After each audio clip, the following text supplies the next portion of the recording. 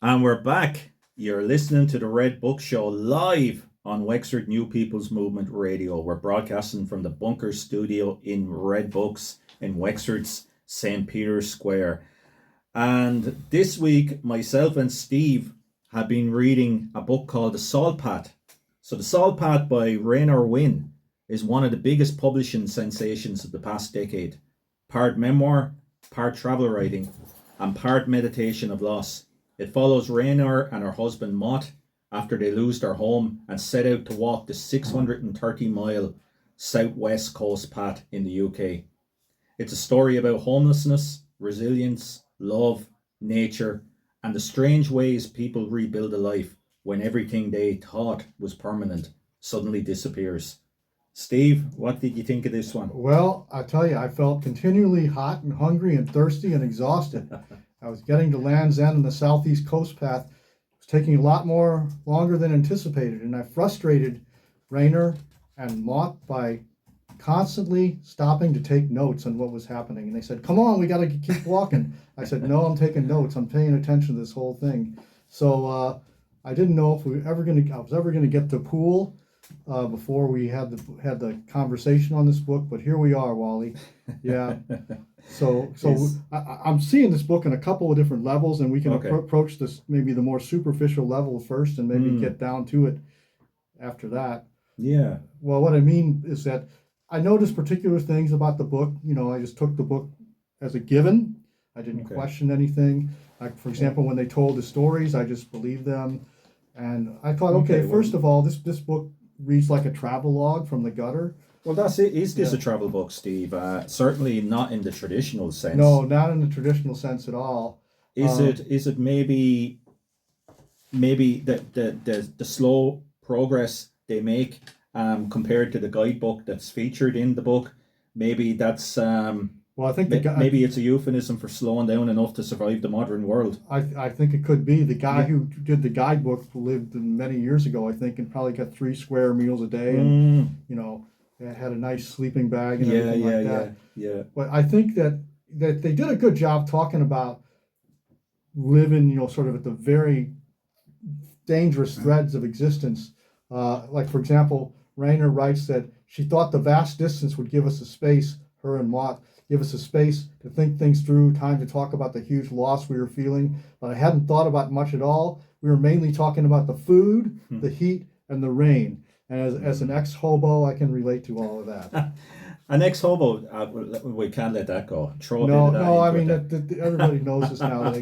I did a like a wild You adventure in did. '78. Yeah, but she wrote here, stupid, stupid, stupid. It was stupid to think we could walk this path by not have enough money, pretend we weren't homeless, to get the court procedure wrong, to lose the children's home, to not have enough water, to pretend we weren't dying, to not have enough water. Stupid, stupid, stupid. And yeah, I Yeah. could relate to all that. Well, the homeless passages are incredibly poignant. Yeah, they really are. People stop making eye contact with them. They become suspicious of them. They don't want their kids talking to them, and you can see the practical concerns that become life and death to them, whether using the toilet in the long grass and Yeah, whether yeah, they can get a cheap sausage roll in the museum. yep. Those things become life and death, don't they? Yeah, she writes that the homeless are the lepers of today. Homelessness is the postmodern nightmare, and they learned pretty quickly not to say that they were homeless because everybody wanted to take like 5 steps back and Yeah. move on really quickly and sort of quickly end the conversations they were having with people. So ironically, they hid the fact that they were homeless, and then Raynor even admits that she kind of feared other homeless people. She said she didn't like the idea of being around packed humanity. So, Yeah, yeah, well, it's that's one of the nightmares that's highlighted in it, and a nightmare that's highlighted in the whole homeless crisis, isn't it? How yeah, quickly, as a species, we forget. We talked about this last week when I mentioned that the main street was full when we opened up here 6 years ago or 7 years ago, and there was a waiting list to get onto it, and now people just think it was always like it is now with 40 empty units. We forget that people sleeping on the streets of rural towns was not always no, normal or acceptable, yeah, and we forget that we elect the government to prevent this type of thing from happening, and them giving us excuses going, oh, isn't it terrible, wouldn't be tolerated. in other times Yeah. because that's their job, their core job, their duty. Exactly. And I think a lot of us are sort of losing some of our memory in critical ways. We can talk more about that like in Yeah. another part of the show. Uh, One of the things that I found striking was Mott's condition. Mm. He had a disease called, I got to pronounce this correctly, Mm. corticobasal degenerate, CBD is the acronym, and the disease was sort of similar to amyotrophic lateral sclerosis, or ALS, better known as Lou Gehrig's Yeah. disease in America. The disease is terminal, and it's horrible because eventually your body becomes paralyzed, and then you Yeah. finally can't swallow, and then you die. Yeah. So there's something really heavy about this journey because, you know, we're told he's dying, you know, and yet he Mm. sometimes rallies and sometimes he doesn't. Uh, but there's a lot of meditations on death, and I just couldn't resist this because at one point, Raynor writes, "What happens when we don't let death in?" I got to slip this in, Wally. Have you Yeah. ever seen Werner Herzog's film Aguirre, Wrath of God? I haven't. I Okay, haven't. I'll tell you about it. This will be a Mm. brief digression, but it Yeah. actually relates. So anyway, Herzog has this movie about these conquistadors going down the Amazon River in 1560, and they got a whole party of maybe 60 or 70 people on these rafts, and they're heading down the river. And Klaus Kinski plays a conquistador who's leading the expedition, looking for the legendary city of gold, El Dorado. He does not find it. Instead, the whole party of adventurers gets vanquished by disease, violent dissension, and finally indigenous tribesmen who attack the remnants of the expedition, and finally wild monkeys that attack them. But anyway, a memorable scene. She asks again, what happens when we don't let death in? Well, this is what happens. At the film's end, protagonist Aguirre staggers on a raft, mortally wounded with arrows in him, and he goes, "These are not arrows. I am not dying." And it's just a very classic scene of denial of death to Yeah. the very Yeah. end. And Wow. so I think in a sort of a milder way, they're kind of going through that whole thing of pretending that he's not actually dying, Yeah. but finally realizing he is, or we're led to believe that. So it Well, seems. and we are led to believe it, and I think it's impossible to discuss the salt pad. And I know we have a message coming in there from Pippo. Yeah. Have you heard the rumors that this book is actually fiction? But there's definitely a controversy about this book. Were parts embezzled to portray Mott and Raynor as better human beings, as people who had something happen to them rather than may have been more responsible for it? Yes, Raynor yes, Winn quite writes, possibly. yeah, Raynor Winn writes something very fascinating in the middle of the story. All of a sudden, she has this couple of sentences. She says, "When you tell a story, the first person you must convince is yourself. Hmm. If you can make yourself believe it's true, then everyone else will follow." I thought she might have a career in politics with that. Do you think this is a true statement in the sense of that actually works in the real world, Wally? Yeah, I do, and on I don't know if it's fortunately or unfortunately, but maybe all memoir is myth making. Memory certainly isn't like a camera. It's not CCTV footage. It's Yeah, yeah. selective and emotional and shaped by hindsight. Facts matter, but there's a line that I suppose many manage to just, balance on. I don't think Raynor did. I think she Yeah, probably crossed the line by a few miles, but I don't. then Yeah, there is it's not always the person's fault. It's quite possibly in Raynor's head they were the victims of this, yeah, and yeah, whatever you might say, she dug herself a mott out of a big hole by the success of this book and the follow on. yeah. And Um, which is sort of mirrored in the story, where all of a mm, sudden they've got to offer to have this one. I think it's a one bedroom apartment mm, located at a perfect spot for them to live by the coast and yeah. have a new life and so on. It's just like all of a sudden happy ending, at Mm. the end. Well, certainly, Steve, the book is a bestseller, and it's not a bestseller because of the scenery. It's not a No, bestseller because it's an accurate travel log. It might be a bestseller because it appeared at just the right time. yeah, People are exhausted. They're broke. financially and mentally, maybe. They're trapped by work and debt, and they're afraid.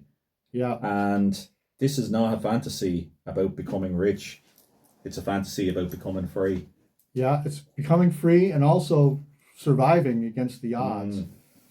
Yeah, it's something that people would like to believe could happen. Yeah, yeah. Liam sends in a message there. Reminds me of the Cromwellian victims on Our Lady's Island, shot with arrows that didn't kill. Ah, Oh, I hadn't that's thought an of that interesting. particular That's an angle. interesting one, Liam. So we never do a recommendation here, Steve, and maybe we should have started it weeks ago. Is this is episode 13? Is it? I guess. I think this is lost episode count. 13. Yeah. But maybe if we were to give this out of 10, I'll put you on the spot and say, Steve, what would you give this book out of 10? Would you recommend people to read this book? I probably would actually not, because of all the Careful, information. Steve. I've got a lot of copies of this book to Okay. sell. Oh, sorry, Wally. No. Yeah. But no, I'm really serious, because there's so much question now about the validity of this. So then you have to ask yourself, what's the value of the book? Because if it's a novel, okay, it doesn't have to be factually true, and you can get inspired by it in so many different ways.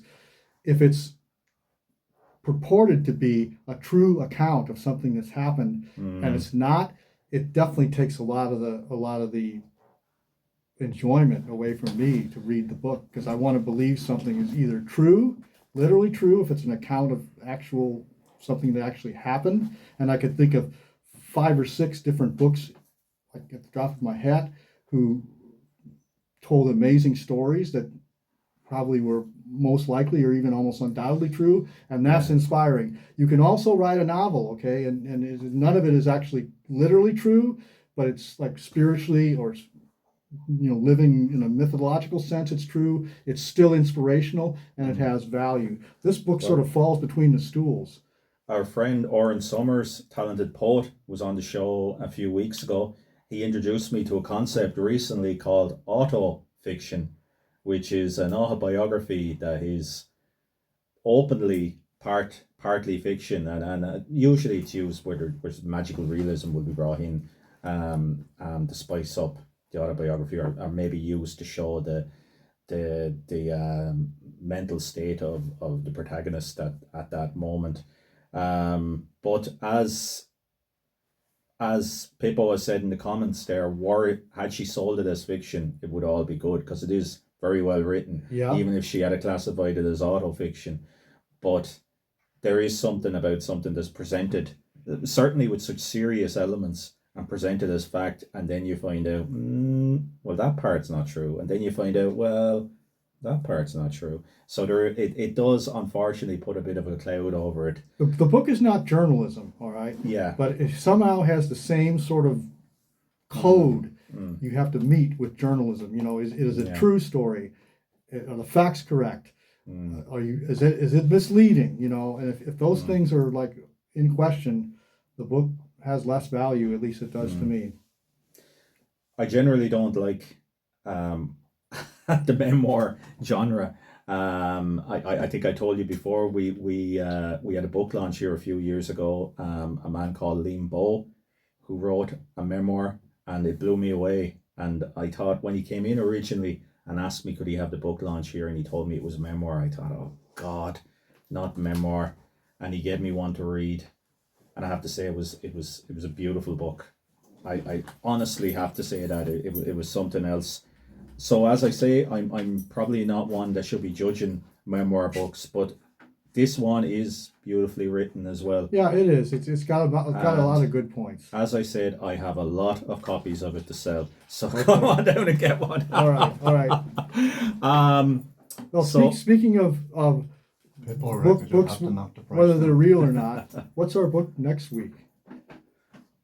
So next week, you want to say now? Yeah, we can say it, sure. Okay, well, next week we're going to go old school. We're going to go back to an old classic, a classic that's tied into everything from children's literature to psychedelic in the 60s, and that's Alice in Wonderland. Yeah. So we're going to read Alice in Wonderland for next week. Lewis Carroll, we're looking forward to that. So that that concludes the salt pat.